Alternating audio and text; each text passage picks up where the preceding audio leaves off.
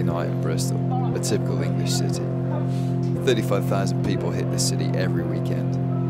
Most drink, many get drunk, some get violent. These are the opinions of some of those people. Okay, so you guys having a good time tonight? Yeah, man. Real good time. Fucking different days. Planning on getting drunk? Well, I wouldn't say that. Drinking and dance. It's all about drinking and dance. Just, you know, just chilling out. Just weekend, isn't it? Just, you know, so relaxing. It's all about relaxing, chilling. Yeah, have a good time, man. That's it. Having a nice time, just relaxing. No trouble, with your friends, mate, innit? Yeah, having a good little giggle. Are you having a good time tonight? Yes, I am having a good time. Are you planning on getting drunk?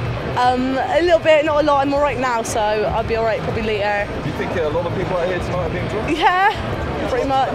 Alright, so 24-hour drinking came in yesterday. Yeah. What do you think tonight? Do you think it's a good thing or a bad thing? We haven't experienced it yet. It could be good, but then again, it could have its bad sides. It's good. Hello! Suck my ass, you...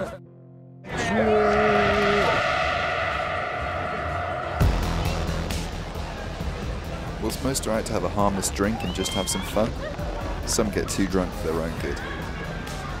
One thing that is obvious is that police resources to protect us are put under pressure because of this.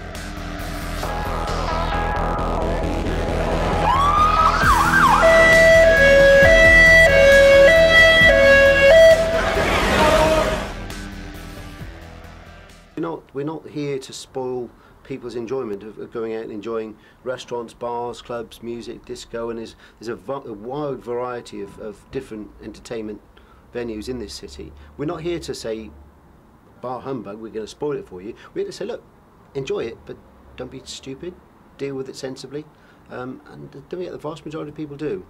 But sadly, there is the minority who do spoil it for others, and we will deal with those, and I make no apology for that. Are most people just out to have a good time, or is there a culture of violence? I don't think anybody comes out to be violent. I think it's perhaps a reaction to excessive drink. There is an issue about how people drink in the UK, and you go back through history, and professors at universities in Bristol will say to you, we always have had Northern Europeans always had this issue of drinking lots of ale or cider, and that's a reality. England is a nation that has historically had a strong affection towards alcohol. Stretching from little beer, which many, including children, relied upon as their only source of clean water, to the gin epidemic of 18th century London that threatened to wipe out an entire underclass of the capital's population. We have had a great bittersweet relationship with alcohol. Maybe these are just one-off examples from history, but with the new historic change in the licensing laws, is this nation just tempting fate once again? You've been to England a few times now. I mean, do you think there's like an English drinking culture that's renowned worldwide, or have you even heard of it? Yeah, and you know, I think it's kind of great that you guys, have figured out this whole 24-hour thing. Mm-hmm. It's pretty crazy. I mean, we should all try to adopt that around the world. Do you think there's a huge difference between drinking in Britain and drinking in the States? Oh yeah. Like, to what degree? I mean, well, I admire, like, you know, if you get in an argument with somebody whilst drunk, boxing it out. I find that that's manly. You know, it's righteous, it's honorable. In New York, people get shot. Okay. So you know, it's a little different in that respect. People still get drunk in New York, but they end up going to the car and getting the gun. Right. It's interesting because part of this documentary is about how people get violent when they get drunk. Oh yeah, no, it's either it's fuck or fight, man. You know that old Dead Kennedy song, man. Come on.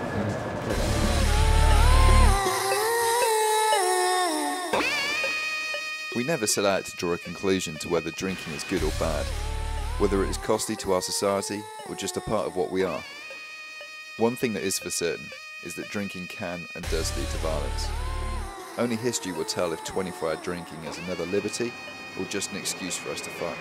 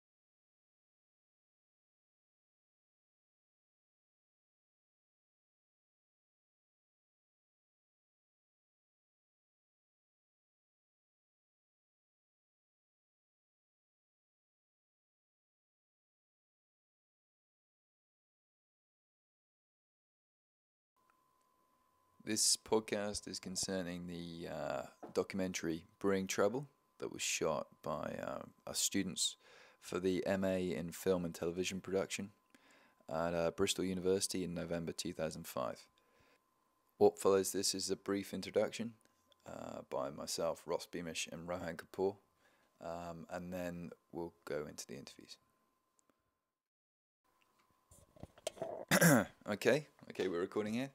This is Ross Beamish. I produced, wrote and edited the Brewing Trouble documentary, and I'm here with the director right now. Hi, my name is Rohan Kapoor. I am the director of Brewing Trouble. Hope you guys enjoy it. Okay, this is our podcast regarding the documentary. This is regarding some of the footage that we couldn't fit in, some of the interviews that we got out on the street, a bit more of the extended police interviews. Man, it's so loud here with the... We'll have to do it again. No, I don't think so. I think we'll carry on. But all right. All right. So yes, and also we've got a bit more of the Huey stuff because that was really quite good. But we just couldn't fit it in. Our brief said that we had to fit 5 minutes of footage in, and we could have easily done 20. But here's where it goes. There's also some interviews from people on the street that we met, and there's a bit more of an extended police interview. I mean, I should say that it's going to be cut down from the whole lot because with the police we had about 30 minutes, but you'll get the gist of what we got in there, and there's some good quotes. So this is really just for anybody that's interested in the kind of expanded universe of what we shot that one weekend. I'm pretty much done now. Ryan, have you got anything else to say? I'm good. You said it all, so it's okay. You've done most of it. Okay, Rohan is pretty shy for a director who wants to be a producer as well. So that's all you're going to get out of him. But I wanted to say thanks now to the crew that we had. Fan and Jin as well did an excellent job, and well done to Rohan. So well done to you too, Ross. You did most of it, so all credit goes to you. There we go. All credit goes to me. Okay. All right. I hope you enjoy it. This is our first interview that we conducted. It's with Inspector Mike Cox of the Avon and Somerset Constabulary. He's in charge of making sure that we don't get beaten up on a Saturday night when we're out in Bristol. And he's doing a pretty good job, but there are a few that slip through the net. Here's the full, well, pretty much the full interview. It's not everything because there's a bit of rubbish in there that we had to cut out, mainly my interview questions that went wrong. But you'll get a pretty good idea of some of his responses. Is there a problem in this country of violent people in our cities on a Saturday night? I think you'll find that alcohol-fueled violence is an issue for most major cities. That is a concern not only for us but for government naturally, and we have lots of measures in place to manage that through specific police operations and challenging what we call antisocial behaviour, and we do it in Bristol by early intervention, by challenging people who are perhaps urinating in the street or being a bit rowdy, and we deal with that very early doors so that it doesn't transfer itself into a 2 o'clock serious assault. So and that's the way we're tackling it in Bristol. Okay, thank you. Is the violence a direct or partial result of alcohol then?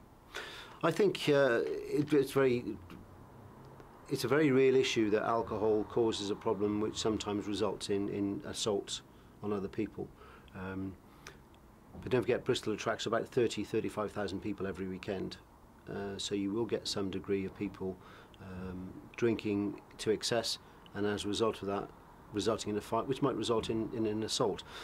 But yet, alcohol doesn't cause violence. It's also an issue for us, really, that where young people come out, get drunk to such a degree that they don't actually necessarily look after their own welfare as well. And that's a very real issue for us. So it's not just people who want to come out and fight after they've been drinking, and there is a small amount of those. But don't forget, they are in the minority, a very, very small minority. On average, there may be 20, 30 assaults over a weekend in Bristol, but we're attracting 60,000 people. So percentage-wise, you've got very low, small chance of being assaulted. But for those people who do get assaulted, it's a very real issue that we have to manage. Back to the 24-hour drinking licensing law. Will the 24-hour rule increase binge drinking or stop it? And can Britain adopt a European style of drinking? In reality, I think we don't know yet. We've got the liberalisations come in to deal with what the vast majority of people want, which is to be able to drink when they want to. Never forget, drinking is not illegal. It's a pastime that's been it's going in the UK. Will we achieve European style drinking?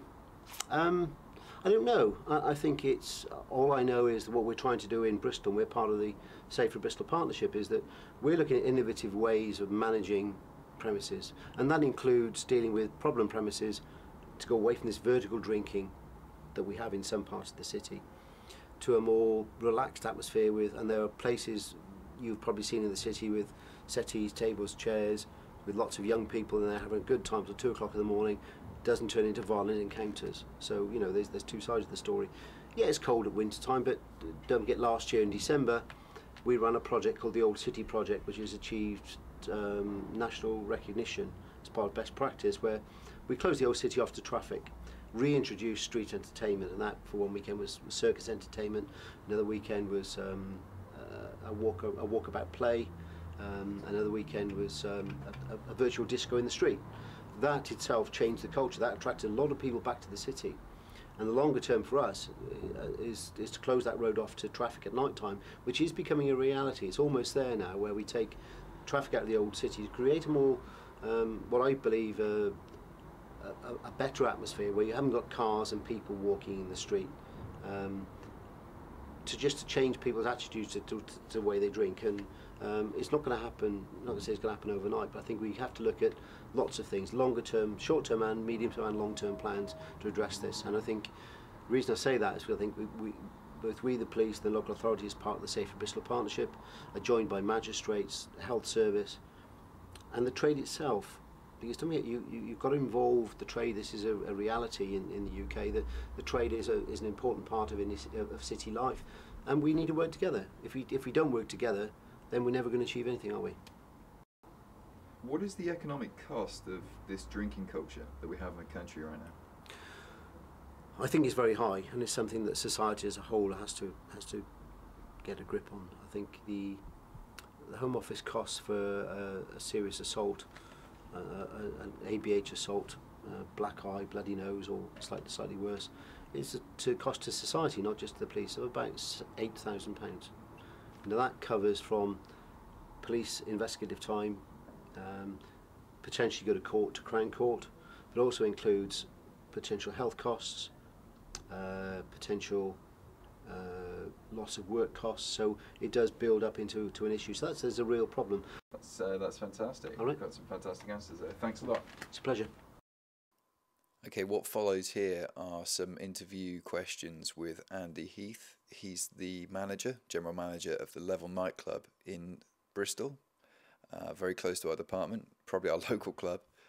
He was very, very helpful for us. So if he's listening to this, thanks again, Andy. Here's what you did. Right? Yeah. Okay. Good. Okay. Well, thanks for taking the time to do this. Just a couple of questions for you. No. As a manager, how much trouble do you see in your club? Not a lot on the whole. There's depending on what sort of night it is and the style of music. There's often like the rock crowd a bit more younger and a bit more out to have a good time. Sometimes you get on the Saturday nights, which the R&B and hip hop night can be a bit more. People that come maybe a bit more intimidating, and but we try not to let those sort of people in, and try to stay away from that kind of attitude, and basically try and keep be quite sort of tough on who we let in to make sure there's no trouble in the club. But yeah, on the whole, it's there's hardly any really. Just the odd little scuffle now and again. Is it fair to say that some people just get too drunk for their own good? Yeah, I think they do. I think there's people that are out to have a good time, and then there's people which just people that know where to draw the line, and there's the people that just go a bit too over the top and fall around out of control, and basically I say out of their minds. So Yeah, I think they do, yeah. A bad image is a lot harder to shake off than sustaining a good one. Has your club suffered from violent instances, and do people still unfairly associate your club with these past events? We've found it particularly difficult with the media. After certain events have happened, we were unfortunate to have, there was a shooting up the road from us, where basically every time, it wasn't a direct anything to do with the club, really at all, nothing direct, and just happened to be that the person was here on that night, and basically the media, every time they reported it, they were outside the club filming, and basically making it look like that we were the bad place, and it's kind of hard for that when people see it on telly, and people like say new students coming to the city, their parents might have heard about it and say, don't go to Level nightclub, you'll get shot or you'll get killed. So yeah, it definitely has a knock-on effect on us. Well, shooting for the second time at Level, we kind of lucked out actually. We found out that Huey from the Fun Loving Criminals was going to be doing a DJ set there, and being the nice guy that he was, when he turned up, we kind of collared him and said, can you answer some questions for us? And he graciously said yes, although he wanted to get drunk first.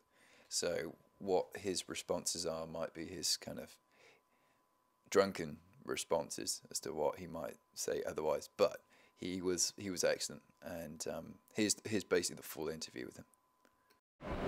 Right, okay. Well, thanks for doing this. You've been to England a few times now. I mean, do you think there's like an English drinking culture that's renowned worldwide, or have you even heard of that? Yeah, and you know, I think it's kind of great that you guys, have figured out this whole 24-hour thing. It's pretty crazy. I mean, we should all try to adopt that around the world. Well, this is something I was going to ask you. I mean, do you think it's actually going to work? Do you think it's going to cause more trouble than it's worth? Or? Well, you know, I own 3 pubs in Ireland, right? And I figure if they did that in Ireland, no one would leave the place. You know, they just stay there for the whole 24 hours. But I think a lot of people got jobs here, and they have to leave the bar to go to the jobs, so that might curb that. But no, it's silly, man. People are going to still get fucked up. They're going to stay until it shuts. That's how it works. Do you think there's a huge difference between drinking in Britain and drinking in the States? Oh yeah. Like, to what degree? I mean, well, I admire, like, if you get in an argument with somebody whilst drunk, boxing it out. I find that's manly. You know, it's righteous, it's honorable. In New York, people get shot. Okay. So it's a little different in that respect. People still get drunk in New York, but they end up going to the car and getting a gun. Right. It's interesting because part of this documentary is about how people get violent when they get drunk. Oh yeah, no, it's either that, it's fuck or fight, man. You know that old Dead Kennedy song, man. Come on. Okay, well that's fantastic. I think that's pretty much it as far as our little questions. Thank you for having me on your show. Thanks a lot for your time. Okay, just to wrap it up, we thought we'd throw in some of the interviews that we had with people on the street in Bristol. If you live in Bristol, then these are the people that you live with and you go out with on a Saturday night. If you don't live in Bristol, then these are the people that you're likely to meet if you do go out. Most people were really friendly and really nice. There was a couple of idiots, but yeah, I'm going to try and not make this an explicit podcast, so I can't really go into the detail of what I think of the idiots. But anyway, enjoy this, and this will be the last one. Okay, good. Okay, so you guys having a good time tonight? Yeah, man. Real good time. Yeah. Different class. Planning on getting drunk? Well, I wouldn't say that. Drinking and dance. It's all about drinking and dance. Just, just chilling out. Just weekend, isn't it? Just, so for relaxing. It's all about relaxing, chilling. Yeah, have a good time, man. That's it. Having a nice time, just relaxing. No trouble, with your friends, mate, isn't it? Yeah, having a good little giggle. It's not about having. So, have you seen any trouble when you've been out tonight? No, not tonight. Usually, maybe later on, because you get a few assholes around. But yeah, to be honest, it's true though. Do you know what I mean? All have too much to drink and just can't handle what they're doing, and just. But nothing tonight, though. Nothing tonight. It's different. Usually, you see a lot, but nothing tonight. Do you think people get more violent the more they get to drink? I think it depends on the person, mate. Yeah, it depends on the people. Sometimes, man, you just get assholes from like fucking everywhere. They just try and. Start trouble, it's true, like. they react quicker, just you've got a shorter fuse. The more you drink, do you know what I mean? If someone knocks into you, then it's like, do you know what I mean? It's more of a, you confront them. Whereas if you were sober, you'd just be like, oh, sorry, mate, yeah, just leave it. So. Do you think maybe alcohol increases the chance that they're going to get aggressive? It depends on the person. It is again, true, yeah. It depends on the person. Maybe it does, yeah. So, but a lot of people, you find if a lot of people fight, they're looking to come out to fight. Do you know what I mean? That's just sort of people. That's the they mentality. are, where they're from, innit? Yeah. Get in the fight. There's a lot of girls like that in Bristol as well. Get your tits out. I see you in a minute. Classy bird. Yeah, that's. But yeah, so that's what it's about. Final question for you guys: what do you think of this 24-hour drinking that's coming out? Came out yesterday. Bad, mate. Yeah. It's good. Yeah. I don't think it's gonna make. It's not gonna make much of a difference. I don't Good think, and bad, isn't it? Yeah. It's gonna open. It's gonna make clubs open later, and I think in a way it stops the rush, the big rush at 2 o'clock. Yeah, Everyone coming out and. Yeah, in one way it might stop the fights because usually when all the clubs kick out, that's when everyone hits at the same time. Do you know what I mean? Over there where all the food is and stuff like. So with the different closing times, it could be a bit better. When you're tired, like everyone drips and drabs like going home and stuff. So. Do you think maybe if people are allowed to drink until say 6 or 7 in the morning, they're going to take that up? And if they're getting really, really drunk, that could cause more trouble with fights? No, I don't. If they get really, really drunk at the end of the day, mate, they're going to be too pissed to fight. Yeah. You know what I mean? Do you know what I mean? They would be. They're not going to be bothered. Just some people spend their limit. They'll just drink and drink until they can't walk. Do you know what I mean? It's English mentality, that is, mate. It is, man. It's pure. I should say here very quickly that preceding this one, everyone else was great, but here's an example of some of the tools that you could possibly meet in Bristol. These guys were complete idiots, and I really hope they're listening to this because they've got to wise up that they are morons. But there you go. Just had to get it off my chest. Here you go for your taster of the idiots. And in their own words, they're wankers. 21 today. I love alcohol, mate. Don't worry about me. We loved it. I'm a wanker. Oh, Joey. You fat cunt, don't care.